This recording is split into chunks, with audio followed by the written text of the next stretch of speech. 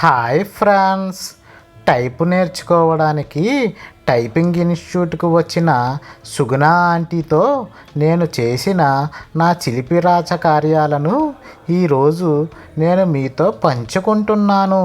ఇంకా కథ విషయానికి వస్తే, నా పేరు సాగర్, నా వయసు 28 సంవత్సరాలు. మేము విజయవాడలో నందిగామ ప్రాంతానికి చెందిన వాళ్ళం. అయితే వృత్తిరీత్యా నేను ఒక జిమ్ కోచ్ని.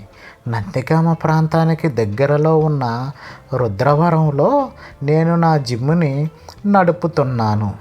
అయితే మా జిమ్ము ఉదయం 6 గంటల నుంచి రాత్రి 10 గంటల వరకు ఓపెన్లోనే ఉంటుంది.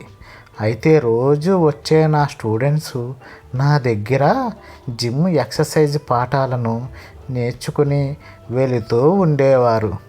అలా చాలా బోరింగ్గా గడుస్తున్న ఆ రోజుల్లో అప్పుడే నాకు పరిచయమైంది సుగుణ ఆంటీ. ఈమె మా జిమ్ పక్కనే ఉండే టైపింగ్ ఇన్స్టిట్యూట్లో టైపింగ్ నేర్చుకోవడానికి ప్రతిరోజు వచ్చేది. మొదట్లో కాస్త భయపడుతూ ఎవరితోనూ మాట్లాడకుండా తన పని ఏదో తానే చూసుకుంటూ వెళ్ళిపోయేది. ఎంతైనా ఫ్యామిలీ లేడీస్ కదా, తన పని తాను చూసుకుని వెళ్ళిపోయేదిలే అనుకునేవాడిని. చూసి నవ్వినా కూడా అస్సలు పట్టించుకునేదే కాదు. అందులోనూ చాలా అందగత్తేమో, కాస్త పొగరు కూడా ఉందనుకునేవాడిని. అయినా మగవాళ్ళకు దూరంగా ఉండటం మంచిదే కదా అనుకునేవాడిని. అయితే ఒకరోజు అనుకోకుండా సుగుణ ఆంటీ టైపింగ్ క్లాస్ పూర్తి చేసుకుని వెళుతూ తన పర్సును కింద పడిపోవడాన్ని గమనించకుండా వెళ్ళిపోతుంది. అయితే అది చూసిన నేను ఆ పర్సును తీసి తనకు అందించాను. దానికి సుగుణ ఆంటీ చాలా థ్యాంక్స్ అండి అంటూ నాకు కృతజ్ఞతలను తెలిపింది. అయ్యో, దానిదేముందండి, మీ వస్తువు కింద పడిపోతే నాకు దొరికింది, తిరిగే మీకు ఇచ్చేశాను. అందులో నా గొప్పతనం ఏముందండి, థ్యాంక్స్ చెప్తున్నారు అని అన్నాను. అయ్యో అలా కాదండి, అందులో చాలా డబ్బులు ఉన్నాయి. వస్తువు దొరికినా కూడా తిరిగి ఇచ్చే మంచి మనసు అందరికీ ఉండదు కదండి అంటూ నన్ను పొగడసాగింది. అలా మా మధ్య మాటల పరిచయం ఏర్పడింది. కొన్ని రోజులకే మేము చాలా మంచి స్నేహితులం అయిపోయాం. మా జిమ్ పక్కనే ఉన్న క్యాంటీన్లో అప్పుడప్పుడు ఇద్దరం కాఫీ టీలు కూడా తాగుతూ సరదాగా కబుర్లు చెప్పుకునేవాళ్ళం. ఒకరి కష్ట సుఖాలను మరొకరం అడిగి తెలుసుకునేవాళ్ళం. ఆ విధంగా మా ఫ్యామిలీ విషయాలను తాను అడిగి తెలుసుకునేది. తన ఫ్యామిలీ విషయాలను నేను కూడా అడిగి తెలుసుకునేవాడిని.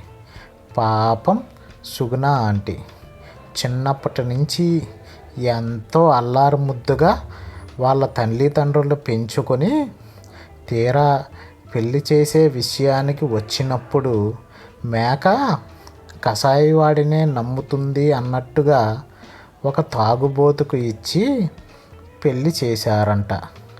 అయితే పెళ్ళైనంత వరకు వాడి నిజస్వరూపం ఇది అని పాపం వాళ్ళ తల్లిదండ్రులకు మాత్రం ఏం తెలుస్తుంది చెప్పండి. అయితే సుగుణ ఆంటీకి చాలా ఓర్పు సహనం ఎక్కువ ఉండటం వల్ల వాడితోనే అలా కాపురం చేస్తూ తన 2 బిడ్డలను సాకుకుంటూ జీవితాన్ని ఏదో అలా సాగదీస్తుంది. ఈ విషయాలను నాతో చెప్పినప్పుడు నాకు చాలా బాధేసింది.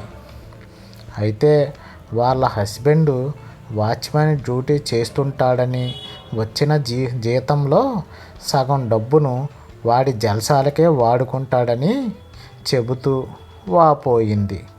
అదే కాక ఎప్పుడూ కూడా మద్యం మత్తులోనే ఉంటాడని చెప్పింది. దానితో నేను సుగుణ ఆంటీని బాధపడకండి ఆంటీ అంటూ ఓదార్చాను. పోనీలే, నా కష్టాలన్నీ నీకెందుకు చెప్పి నిన్ను కూడా బాధ పెట్టడం అంటూ ఈ సండే వాళ్ళ ఇంటికి భోజనానికి రమ్మని, ఎందుకంటే ఆ రోజు తన పుట్టినరోజని చెప్పి నన్ను ఆహ్వానించింది. సరే, తప్పకుండా వస్తానాంటీ, పైగా ఆదివారం జిమ్ కూడా క్లోజులోనే ఉంటుంది కదా అని బదులిచ్చాను. అనుకున్నట్టుగానే ఆ ఆదివారం సుగుణ ఆంటీ వాళ్ళ ఇంటికి మధ్యాహ్నం భోజనానికి వెళ్ళాను. వెళ్ళి వాళ్ళ ఇంటి కాలింగ్ బెల్ను ప్రెస్ చేశాను. సుగుణ ఆంటీ డోర్ తీసింది. తెల్లని లేత పలచని నైటీని వేసుకుంది. లోపల ఉన్న లేలేత అందాలన్నీ వాటంతట అవే దర్శనమయ్యాయి. అయితే వాళ్ళ ఇంట్లో ఎవరూ లేరు. ఏంటి ఆంటీ, ఇంట్లో మీ ఆయన పిల్లలు ఎవరూ లేరు అంటూ అడిగాను. దాంతో ఆంటీ, ఈరోజు మా ఆయన డ్యూటీలో ఉన్నారు, వచ్చేటప్పటికి రాత్రి అవుతుంది. ఇంకా పిల్లలు 2 రోజుల క్రితమే వాళ్ళ నానమ్మ వాళ్ళ ఇంటికి వెళ్ళారు అంటూ చెప్పింది. అయితే నేను తెచ్చిన గిఫ్ట్ను సుగుణ ఆంటీకి ఇచ్చాను. చాలా ఆనందం పొందింది. కొంచెం సేపు సోఫాలో కూర్చుని ముచ్చట్లు పెట్టుకున్నాం. అలా మాట్లాడుకుంటున్న సమయంలో సుగుణ ఆంటీ మొత్తెక్కించే చూపులు నా వైపు రా అంటూ పిలుస్తున్నట్టుగా నాకు అనిపించింది. దానితో సుగుణ ఆంటీ భుజాలపై నా చేతిని వేసి, మీరు ఈరోజు చాలా అందంగా ఉన్నారు ఆంటీ అని అన్నాను. దానితో సుగుణ ఆంటీ సిగ్గుపడుతూ ముసిముసి నవ్వులు నవ్వుతూ తలదించుకుంది. దాంతో నేను ఈరోజు ఎలాగైనా సరే దీని తేట తీర్చాలి అని అనుకుని ఒక్కసారిగా సుగుణ ఆంటీపై ముద్దుల వర్షాన్ని కురిపించాను. తన అందాలపై నా చేతులతో దాడిని చేయటం కూడా ప్రారంభించాను. సుగుణ ఆంటీ వద్దు వద్దు అంటూనే నన్ను వాళ్ళ పడక గదిలోకి తీసుకుని వెళ్ళింది. తలుపులు మూసేసింది. ఒకరికి ఒకరం ప్రేమతో దగ్గరయ్యాం. స్వర్గసీమ అంచులను తాకి వచ్చాం. అలా పూటంతా నేను సుగుణ ఆంటీతో అన్ని రకాల ఆసనాలను వేయించాను.